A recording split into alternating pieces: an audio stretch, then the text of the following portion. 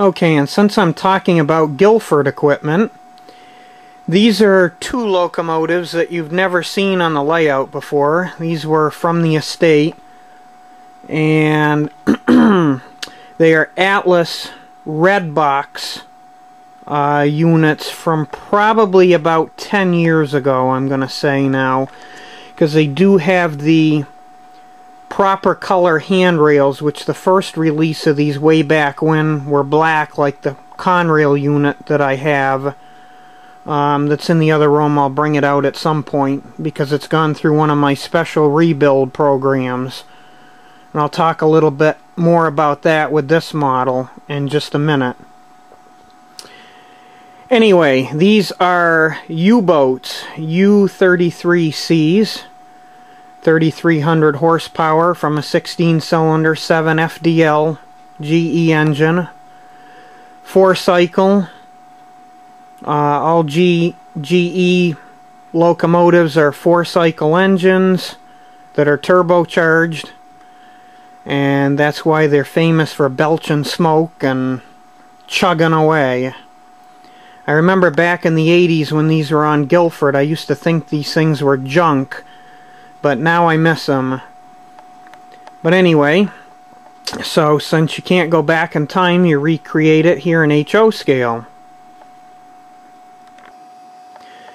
Couple things about the model here. Atlas does not make a correct U33C for Guilford or for Conrail for that matter. These are more like a U36, the way they're set up. The U33 for Conrail for sure, and I'm pretty sure the Guilfords should have a little fairing that sticks off this radiator right here that goes back onto the long car body. And also, the side sill right here where these battery boxes are, on the Conrail and I believe the Guilford U33C's, because they got a few of them from Conrail, this side sill right here is different, and unfortunately I don't have a model here to compare it to. Actually I do. Hang on, I'll pause the video and I'll get a model. Okay, I found a model.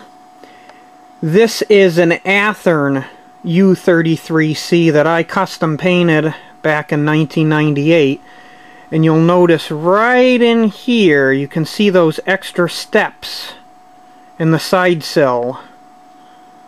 That is correct for the model, and there's extra battery boxes, but again this does not have the fairing on the back the way it should.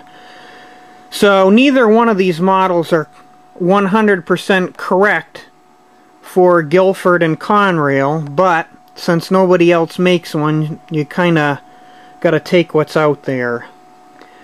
So anyway, we'll look back at this one here. Other things that I did to the Atlas Conrail U33 or 36C that I have. If you notice on here, these red box Atlas models had this ugly copper pickup in the side frame of the trucks. So what I did with that other model, and now that I'm talking about it, I probably should go get it so you can actually look and see what I've done, is I took it apart and painted it black so it doesn't stick out like a sore thumb. And also on these models, as with many of the earlier Atlas yellow box and red box, is you could not see through the cab. They had the car body stretch in there the whole way, and it doesn't look right. You can't see through the cab, so I went through and cut that out so you could see through the cab. Granted, there's no cab interior, but oh well, that's the way it goes. But anyway, these are, like I mentioned, two U33C's Atlas.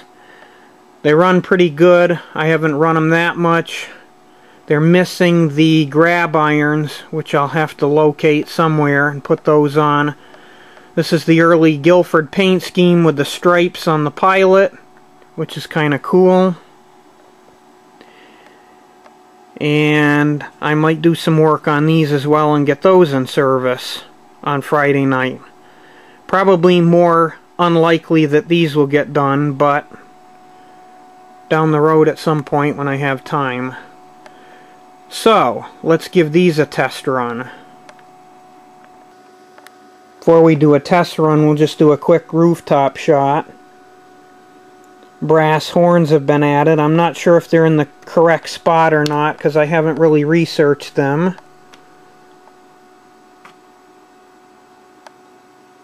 GE's.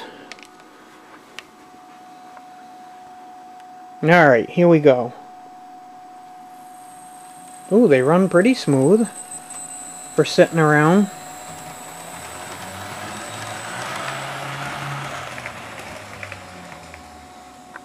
I'm getting a suntan off my light here. I guess I better move to another spot.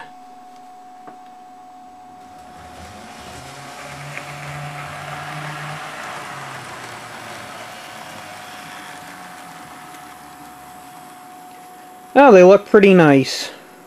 Just need some work. And then they'll be perfect. Too bad Atlas wouldn't re-release these, but correctly with the fairing on there and the right side sill. Maybe they will down the road, I'm not sure. Another model I wish Atlas would make is a U33C. They have the molding for the molds and whatnot for the U23B, and all they need to do is just stretch it and put it on this frame, so it wouldn't be that difficult to do. In fact, I might even be able to kit bash one, but since I don't have a real good way of cutting it clean and bonding it together, it would be better if they just did it for me. But anyway, hope you enjoyed the video.